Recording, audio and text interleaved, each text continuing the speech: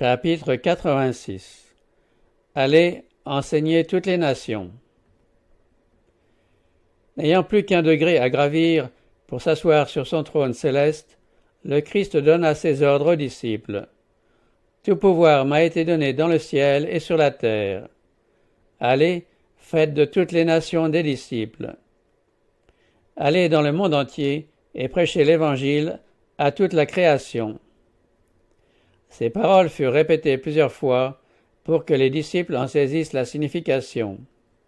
La lumière du ciel devait briller avec force aux yeux de tous les habitants de la terre, grands et petits, riches et pauvres.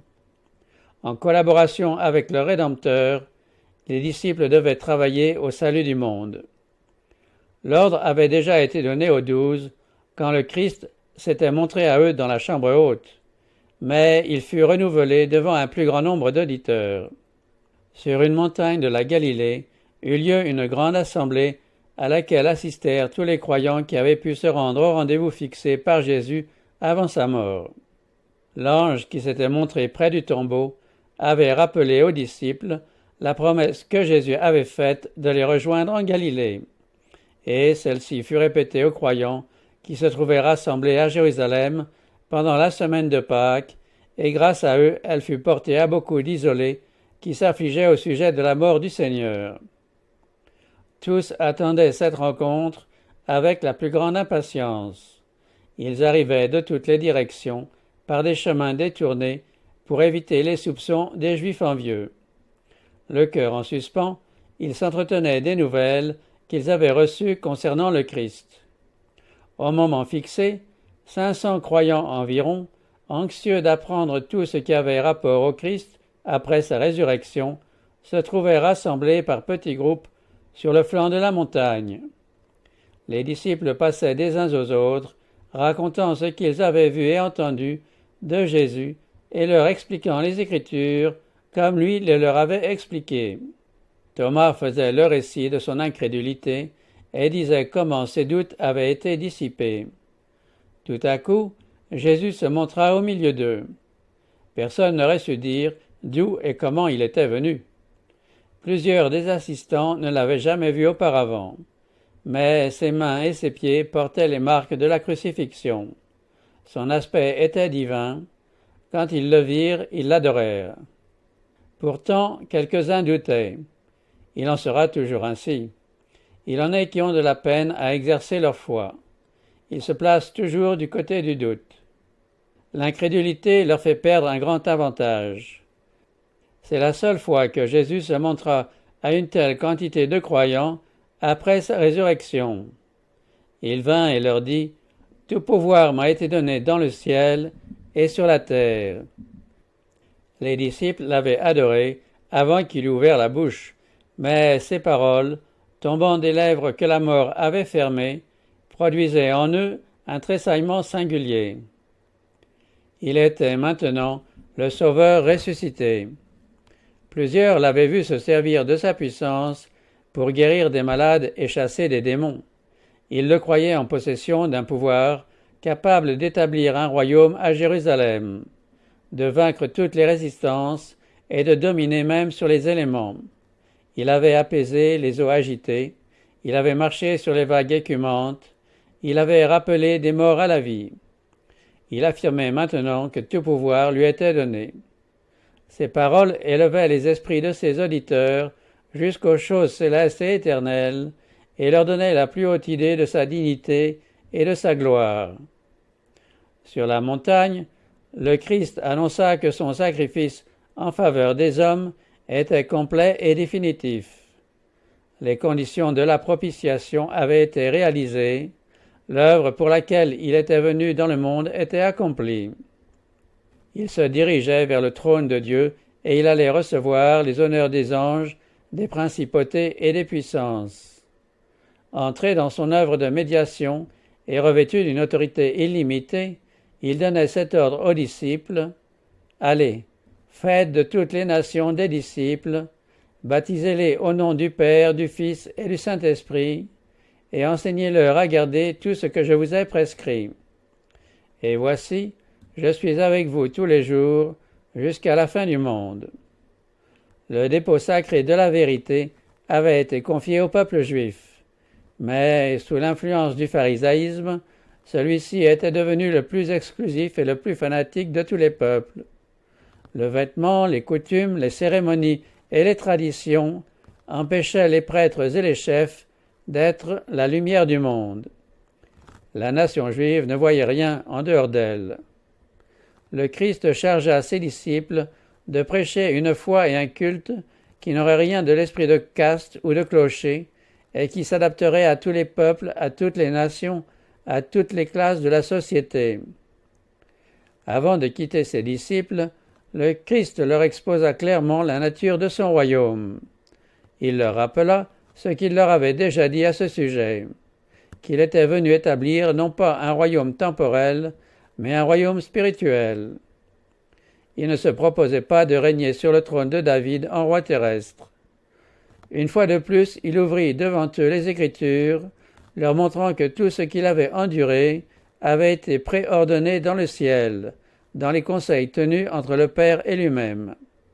Toutes ces choses avaient été prédites par des hommes inspirés. Il leur dit, « Vous voyez que j'ai été rejeté en tant que Messie, comme je vous l'avais prédit. Tout s'est accompli de ce que je vous avais annoncé concernant mon humiliation et ma mort, et je suis ressuscité le 3e jour. Sondez plus attentivement les Écritures, et vous verrez que les déclarations de la prophétie à mon sujet se sont réalisées. » Le Christ ordonna à ses disciples de commencer à Jérusalem même l'œuvre qu'il leur avait confiée. Jérusalem avait été témoin de sa condescendance étonnante envers la famille humaine. C'est là qu'il avait souffert, qu'il avait été rejeté et condamné. La Judée était son pays natal. Sous les dehors de l'humanité, le Sauveur avait marché parmi les hommes, et bien peu s'étaient rendus compte combien le ciel s'était approché de la terre, tandis que Jésus était parmi eux. C'était donc à Jérusalem que devait commencer l'activité des disciples.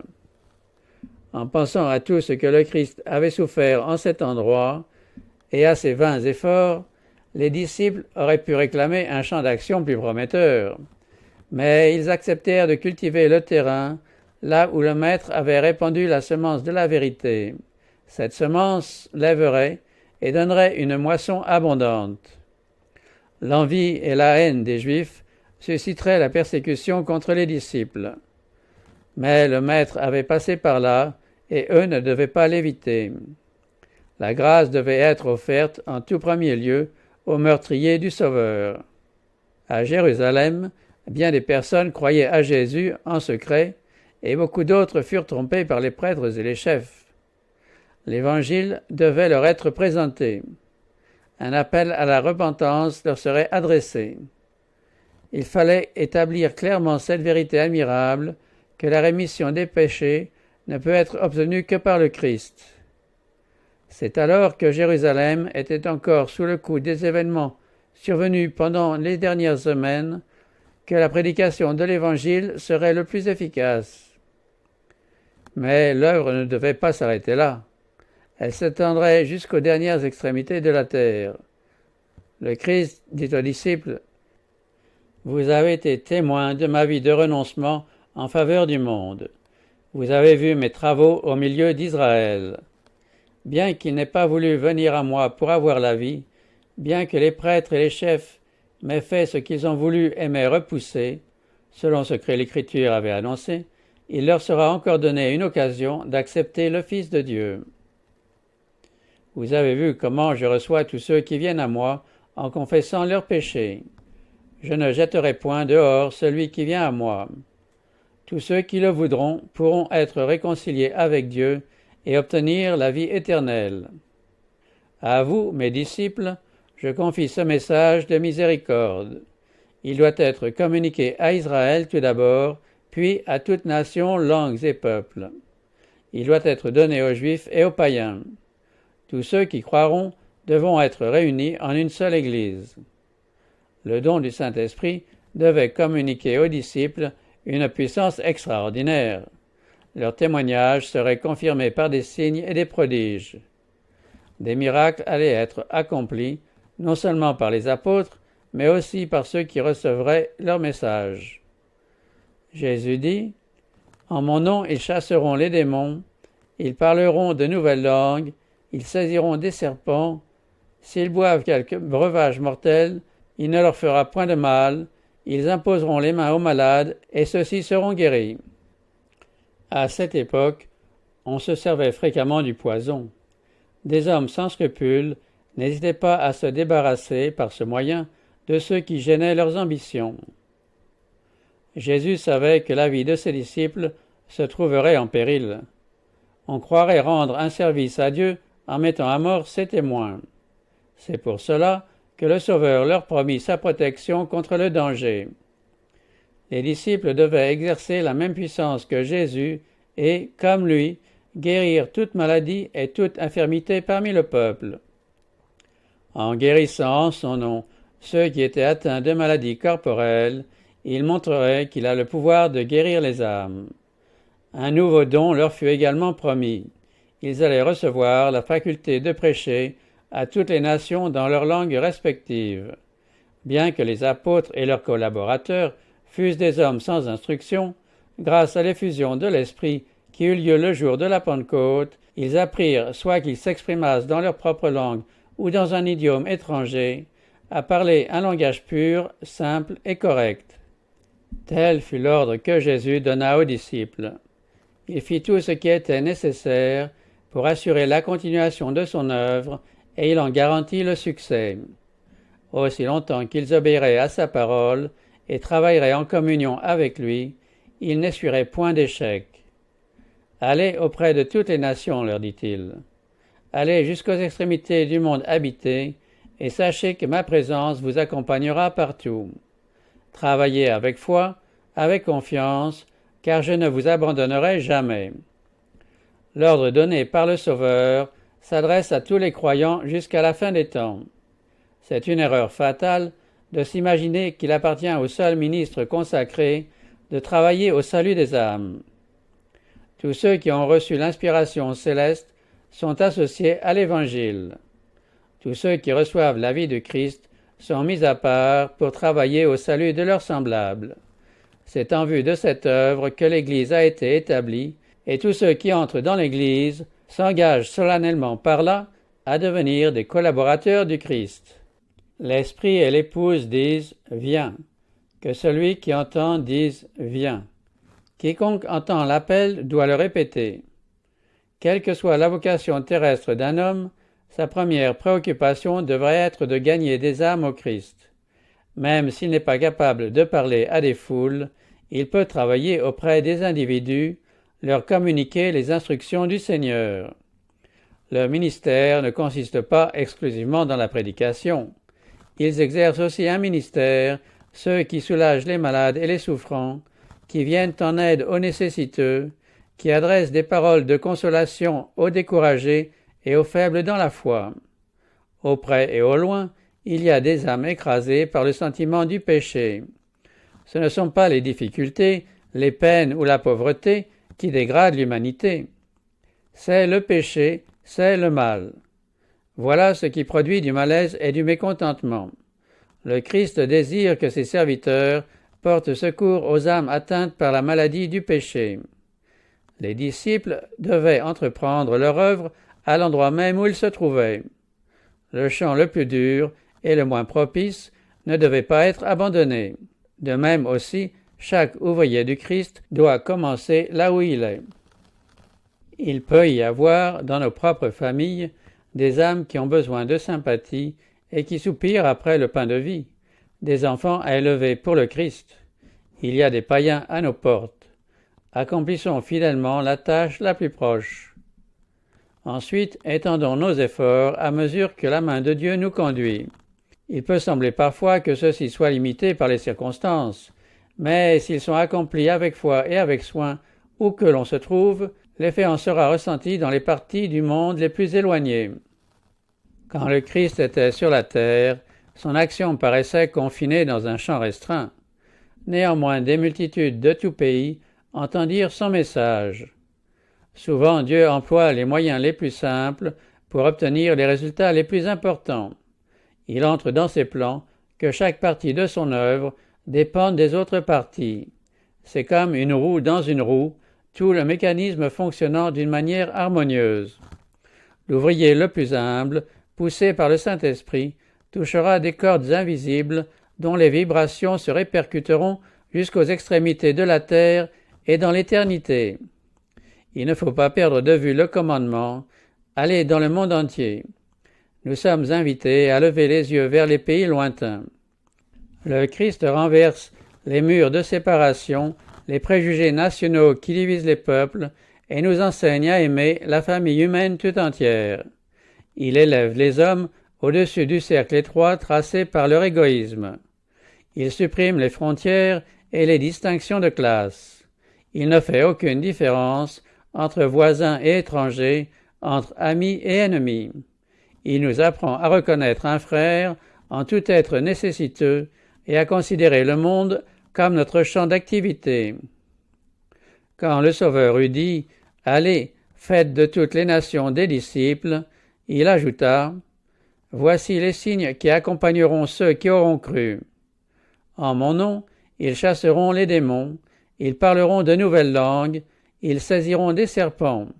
S'ils boivent quelque breuvage mortel, il ne leur fera point de mal. Ils imposeront les mains aux malades, et ceux-ci seront guéris. » La promesse a une portée aussi vaste que l'ordre. Non pas que tous les dons soient accordés à chaque croyant, mais tout cela est l'œuvre d'un seul et même esprit qui opère toutes ces choses, les distribuant à chacun en particulier comme il veut. Les dons sont promis à chaque croyant dans la mesure où l'œuvre du Seigneur en a besoin. Cette assurance a gardé toute sa force. Elle mérite autant de confiance aujourd'hui qu'au temps des apôtres. Voici les signes qui accompagneront ceux qui auront cru. Ceci est l'apanage de tous les enfants de Dieu, et la foi devrait s'emparer de tout ce qui lui est accessible. Ils imposeront les mains aux malades, et ceux-ci seront guéris. Ce monde est un vaste hôpital, mais le Christ est venu pour y guérir les malades et procurer la délivrance aux captifs de Satan. Il était toute santé et toute force. Il communiquait sa vie aux malades, aux affligés, aux possédés, et ne renvoyait aucun de ceux qui accouraient à lui pour obtenir la guérison. Le Sauveur n'ignorait pas que ceux qui imploraient son secours étaient souvent responsables de leurs maux. Néanmoins, il ne refusait jamais de leur rendre la santé.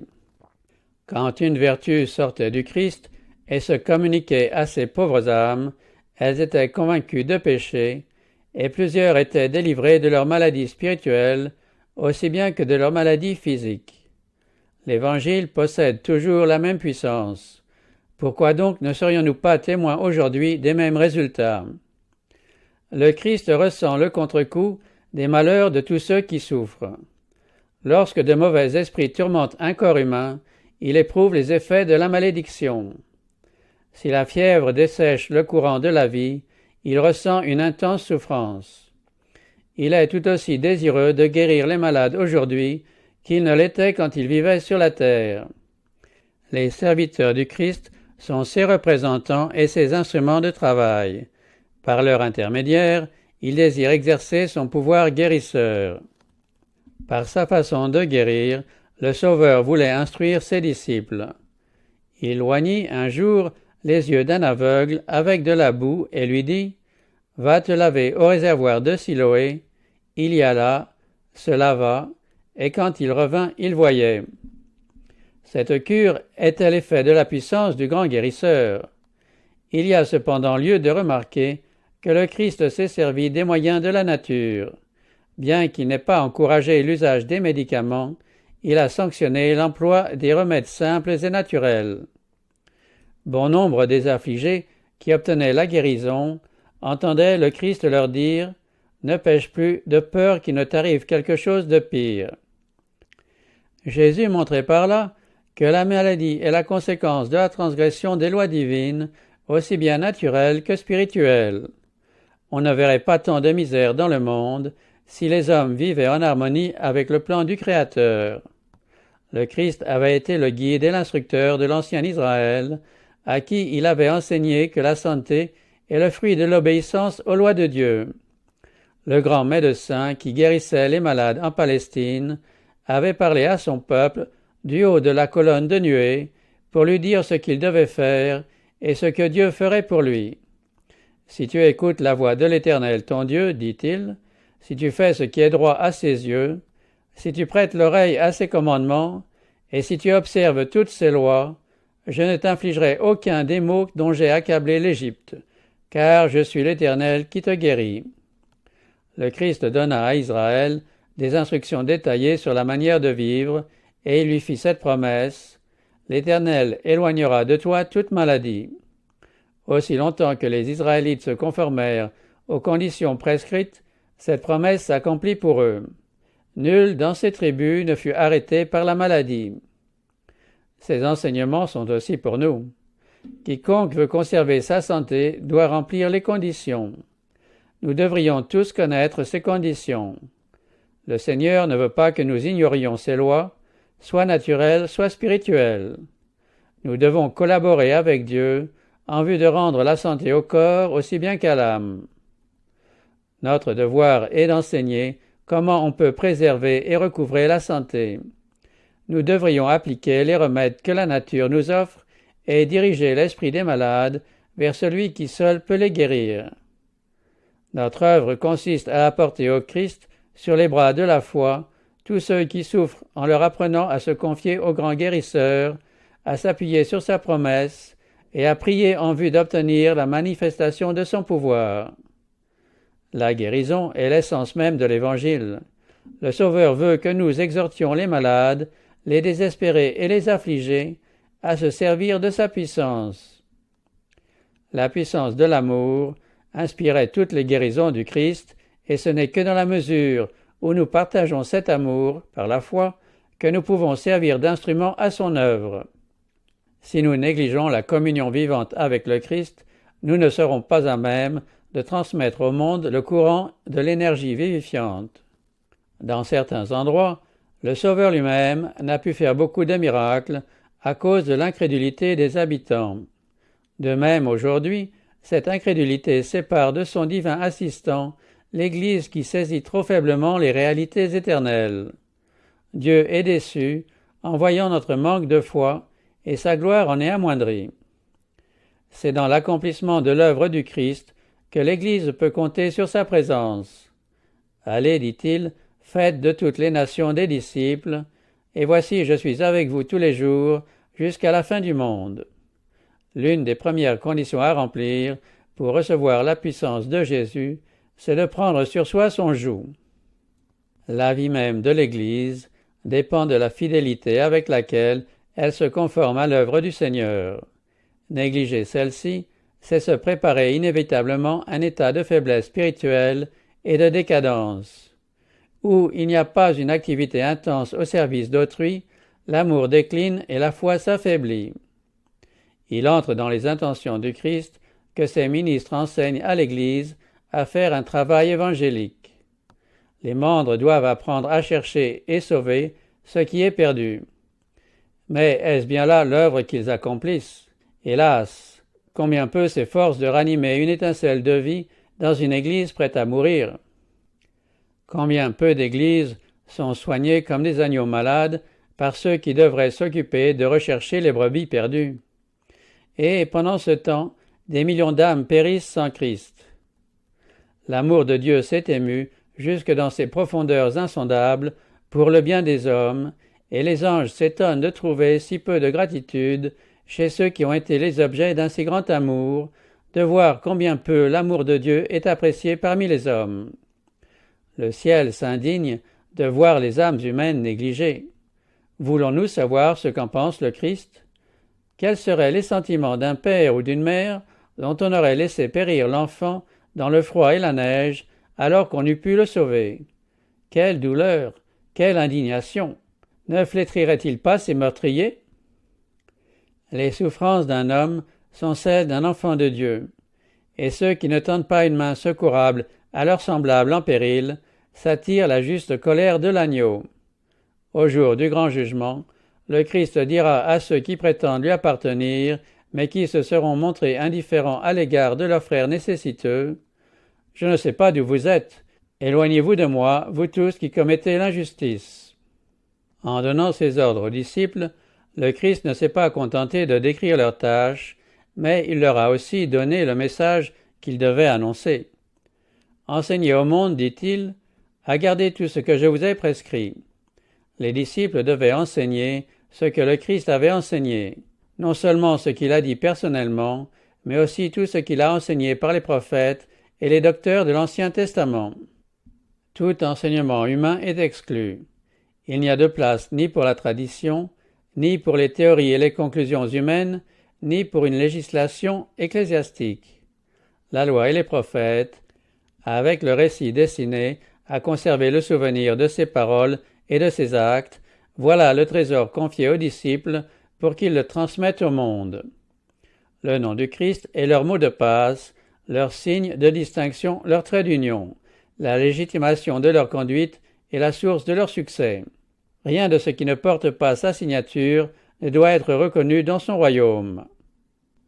L'Évangile doit être présenté non pas comme une théorie morte, mais comme une force vivante capable de transformer la vie. Dieu désire que les objets de sa grâce soient des témoins de sa puissance. Il accepte généreusement ceux qui l'ont offensé le plus gravement par leur conduite. Quand ces coupables se repentent, il leur communique son esprit, il leur confie les plus lourdes responsabilités et les envoie dans le camp des rebelles pour y proclamer sa miséricorde infinie. Il veut que ses serviteurs attestent ce fait, que les hommes peuvent, par sa grâce, atteindre à un caractère qui ressemble à celui du Christ et jouir de l'assurance de son grand amour. Il veut que nous mettions en lumière ce fait, qu'il n'y aura point de repos aussi longtemps que les membres de la famille humaine n'auront pas été réintégrés dans leurs saints privilèges de fils et de filles de Dieu. Le Christ possède la tendresse d'un berger, l'affection d'un père et la grâce immaculée d'un sauveur compatissant. Il ne se contente pas d'annoncer ses bénédictions, il les offre de la manière la plus persuasive afin de faire naître le désir de les posséder. Ses serviteurs doivent s'efforcer de présenter de la même manière les richesses glorieuses de son don ineffable. L'amour magnifique du Christ aura pour effet d'attendrir et de subjuguer les cœurs, alors que la simple répétition des doctrines resterait inefficace. Consolez, consolez mon peuple, dit votre Dieu. Monte sur une haute montagne pour annoncer la bonne nouvelle à Sion. Élève la voix avec force pour annoncer la bonne nouvelle à Jérusalem. Élève la voix, ne crains point. Dis aux villes de Juda, voici votre Dieu. Comme un berger, il paîtra son troupeau.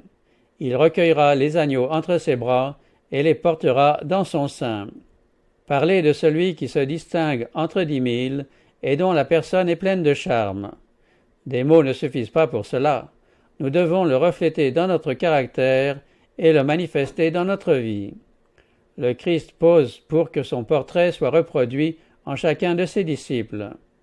Dieu les a prédestinés à être semblables à l'image de son Fils. Ils doivent manifester au monde l'amour persévérant du Christ, sa sainteté, sa douceur, sa miséricorde et sa vérité. Les premiers disciples s'en allèrent prêcher la parole. Ils firent connaître le Christ par leur vie. Le Seigneur travaillait avec eux et confirmait la parole par les signes qui l'accompagnaient. Ses disciples commencèrent à se préparer en vue de leur œuvre. Pendant les jours qui précédèrent la Pentecôte, ils se rassemblèrent et mirent fin à tous leurs différends. Ils étaient d'un même accord. Sur la promesse du Christ, ils croyaient que la bénédiction serait donnée et ils priaient avec foi. Ce n'est pas pour eux seuls qu'ils demandaient cette bénédiction, car ils avaient le souci du salut des âmes. Afin que l'Évangile fût porté jusqu'aux extrémités de la terre, ils réclamaient la puissance que le Christ leur avait promise. C'est alors que le Saint-Esprit fut répandu sur eux et que des milliers de personnes se convertirent en un jour. Il peut en être de même aujourd'hui, qu'on prêche la parole de Dieu plutôt que des spéculations humaines. Que les chrétiens mettent de côté ce qui les divise et qu'ils se consacrent à Dieu en vue du salut de ceux qui sont perdus, qu'ils demandent avec foi la bénédiction de Dieu et elle leur sera donnée. L'effusion de l'Esprit, à l'époque apostolique, a constitué la pluie de la première saison, et les résultats en ont été glorieux. Mais la pluie de la dernière saison sera plus abondante. Tous ceux qui se consacrent à Dieu, âme, corps et esprit, recevront constamment une nouvelle mesure de force physique et mentale. Les ressources inépuisables du ciel sont à leur disposition. Le Christ leur communique le souffle de son esprit, sa propre vie. Le Saint-Esprit déploie ses énergies les plus puissantes dans leur cœur et dans leur esprit. La grâce de Dieu agrandit et multiplie leurs facultés, et toutes les perfections de la nature divine sont mises à contribution dans l'œuvre dont le but est de sauver les âmes. Grâce à la coopération du Christ, ils sont rendus parfaits, capables, en dépit de la faiblesse humaine, d'accomplir les œuvres du Tout-Puissant. Le Sauveur désire manifester sa grâce envers tous et mettre sur le monde entier l'empreinte de son caractère. Les hommes sont la propriété qu'il s'est acquise, il désire les rendre libres, purs et saints. Bien que Satan s'efforce d'empêcher la réalisation de ce dessein, des triomphes sont possibles grâce au sang qui a été répandu pour le monde, à la gloire de Dieu et de l'agneau. Le Christ n'aura de repos que lorsque la victoire aura été gagnée d'une manière définitive. Alors il contemplera le fruit de ses labeurs, et il en sera rassasié de joie. Toutes les nations de la terre entendront l'évangile de sa grâce. Tout le monde n'acceptera pas cette grâce, mais une postérité le servira. On parlera du Seigneur aux générations futures.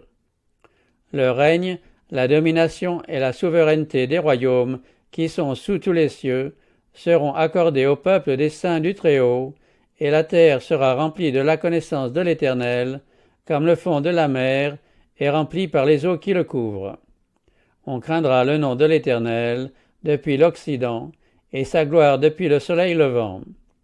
Qu'ils sont beaux sur les montagnes les pas de celui qui apporte de bonnes nouvelles, de celui qui proclame la paix, qui annonce le bonheur, qui publie le salut, qui dit à Sion, « Ton Dieu règne !» Éclatez ensemble en cris de joie, ruines de Jérusalem. L'Éternel a manifesté sa puissance et sa sainteté aux yeux de toutes les nations, et toutes les extrémités de la terre verront le salut de notre Dieu.